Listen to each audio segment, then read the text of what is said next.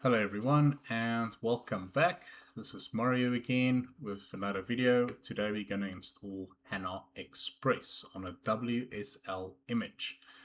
Now we need to start our Windows PowerShell again using the administrative privilege. So once you've started your Windows PowerShell, you'll be able to run wsl --l -v. And you should see at least the one image that you've installed so far, which is your HANA cockpit that we installed in the first video. And this week we'll run wsl --list --online to see which other Linux distros do we have available. Because we're going to install our HANA Express on a Docker image, we can do this using OpenSUSE Leap. So I'm going to highlight it there, press Ctrl+C to copy it, and I'll run wsl --install -d, and I can right-click paste to start the installation. So if I press Alt-N, I'll be able to continue to the next screen, and I can just press Alt-N again.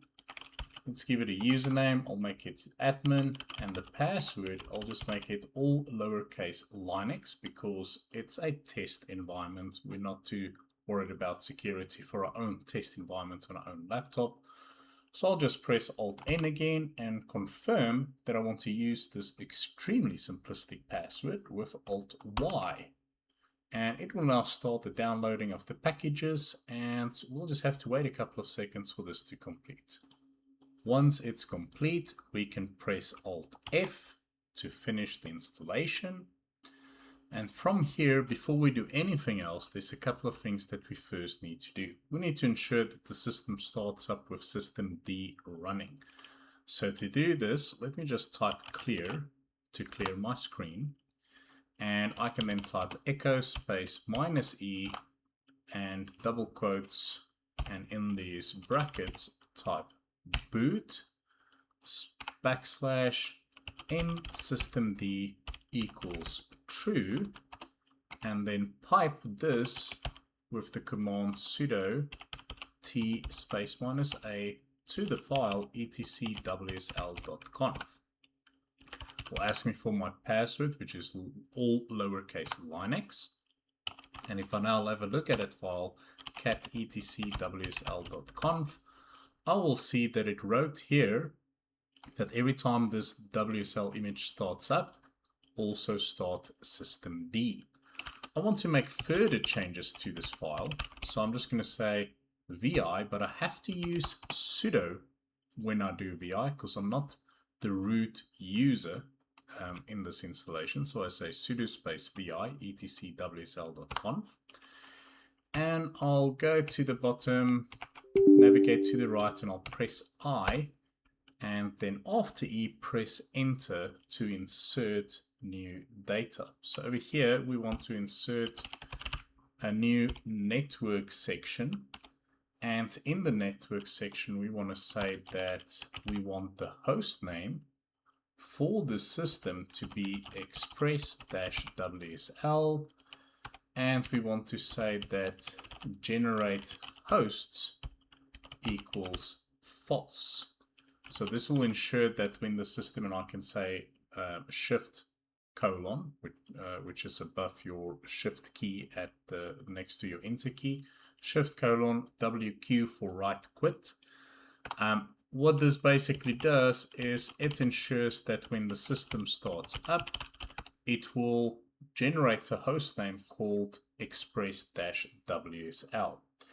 There are some additional things that we also need to do. We would need to vi our etc hosts file. I need to use sudo privilege, sudo space vi etc hosts, and I'll just take out this host name with the X button, so you can just press the X button to delete everything you want to delete. And I'll press I again, press tab, and enter express-wsl.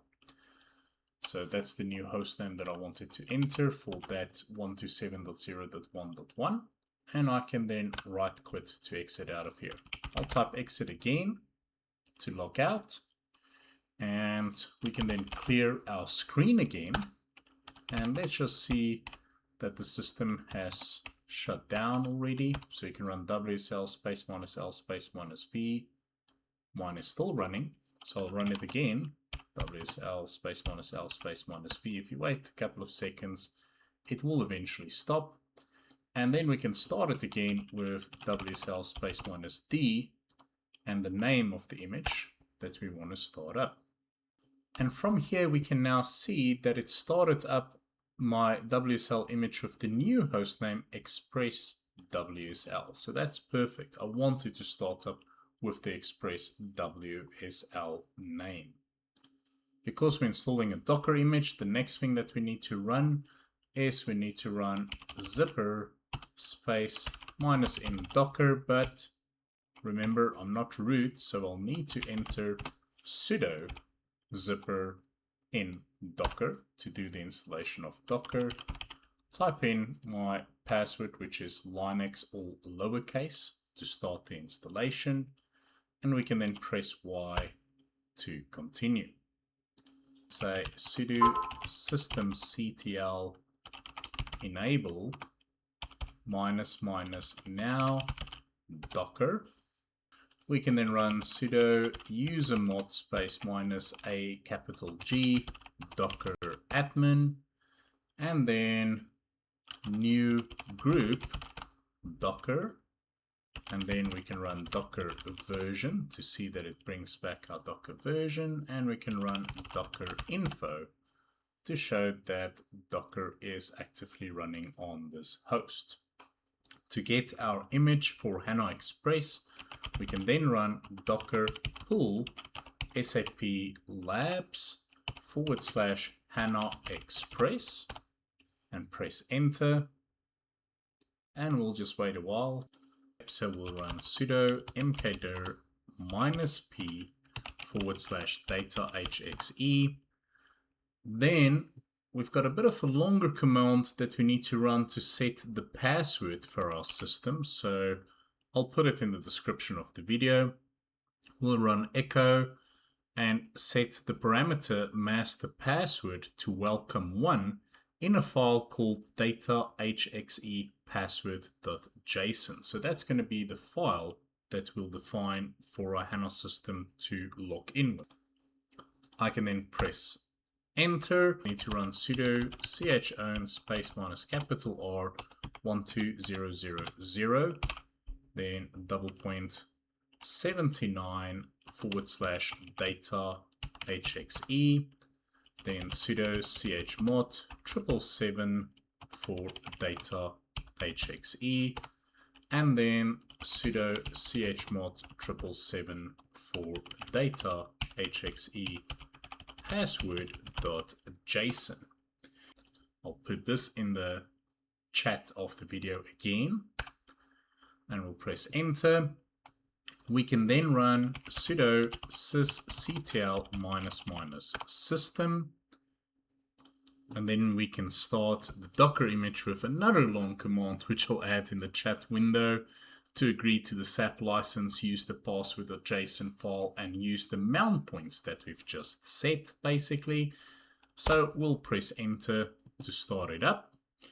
And once we've started it up, we can then test if we can connect to this Docker image.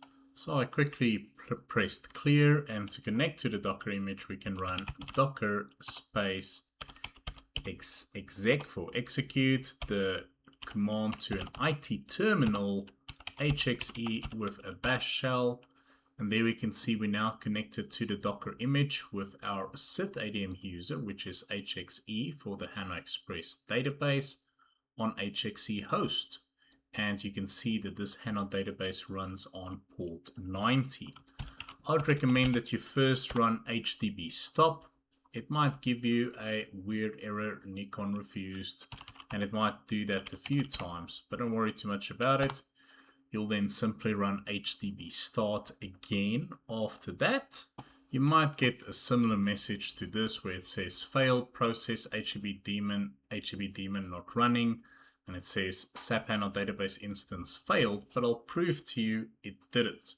This is some sort of weird network error, which we're not going to worry about too much, probably because we're using OpenSUSE and took a couple of shortcuts, but let's not worry too much about it right now. If we run HTTP info, we can see the various different services are in fact running, and we can try to connect to a HANA database by running something like hdbuserstore space -n 127.0.0.1 double point 39013 space -d to our system database, which is a database name we're connecting to, with the username system and the password that we set earlier on to welcome1 with our JSON file. And let's press enter, and there you can see you're connected to the HANA database. And from here you can do something like, I'll put this command in the chat window. We can do something like select database name SQL port from sys databases and services, where the service name equals index server. And we can see the database name HXE is available, and that's the SQL port for the HXE tenant database installed on the system as well, which basically proves that we have a tenant database that is actually started as well. We could also, if we wanted to, run something like alter system stop database HXE to stop that database. But to start it again, we can just say alter system start database HXE again to start the tenant database. We're currently connected to the system database, of course. Something else that we can do is we can state that there's an easier way to connect to our database. So we can run something like hdbuserstore space set system. I'm just going to say set the name of this connection to system. To connect to the local IP 127.0.0.1 and the port 39017, and I'm going to say at HXE with the user system and the password, which is welcome1, and exclamation mark, and I can press enter.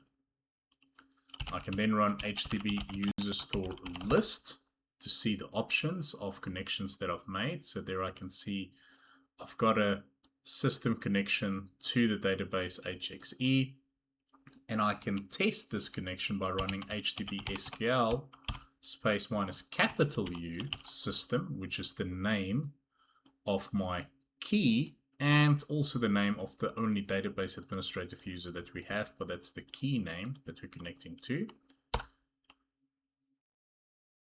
And there it says invalid value for key, whoops, I said system, there we go. And there it connected me this time around to my tenant database. So I did run alter start database. It was already started, but after we stopped it, I needed it to start. So if you can't connect, just make sure that you did start it with your system database. And with our hdbuserstore, we said set at HXE, which is the tenant database name. We could also potentially, let's exit out of here. We can also run hdbuserstore set, and we can call the next one systemd, and we can then say here at systemd with the same username and password. And if I run hdbuserstore list, then I can see I now have a key called systemd as well that connects to the system database. And I can run hdbsql space -U systemd, and that connects me to the system database. So it's an easier way to connect to the tenant database if you need to do anything. So just a couple of things to note. If I exit out of this and I exit out of the Docker image, that Docker image is technically still running on the Express WSL, and technically going out of WSL, if I press exit again, would stop that Docker image as well. If you want to technically stop it yourself, you could run docker space stop HXE, which is the name of the Docker image itself. This will stop your HANA database for the HANA Express database on this specific WSL image. And if you wanted to start it again, you can simply just run docker start HXE to start that image again, and then it will technically run. And then, of course, to connect to it again, you can just simply run docker space exec space -it and then HXE bash, and this would give you a bash shell to that Docker image. A quick reminder, if we type exit and exit again, and in this case I needed to press exit twice, and once I'm back on my PowerShell, eventually this WSL image will stop as well. So there you can see it is currently running, but if we wait a couple of seconds and I retry again, it will eventually show stopped. So there you can see it took a while longer, so it definitely was stopping while I ran this command, and there we can see it did stop. Thanks so much for watching this video. In up and coming videos, I will look at setting up HANA cockpit a little bit further to connect to the database, show you a couple of administrative tasks that you can complete, and we'll eventually go through things like security administration and so forth as well, and also create your own data in the HANA database to play around with. Looking forward to seeing you in the next video. A quick thank you to our sponsor, Schumann and Brink LLC or SAB LLC. You can go to their domain by typing the link sabllc.co, not .com, just .co. They have branches in the US, South Africa, and the Netherlands, and they can help you with all your SAP consulting needs.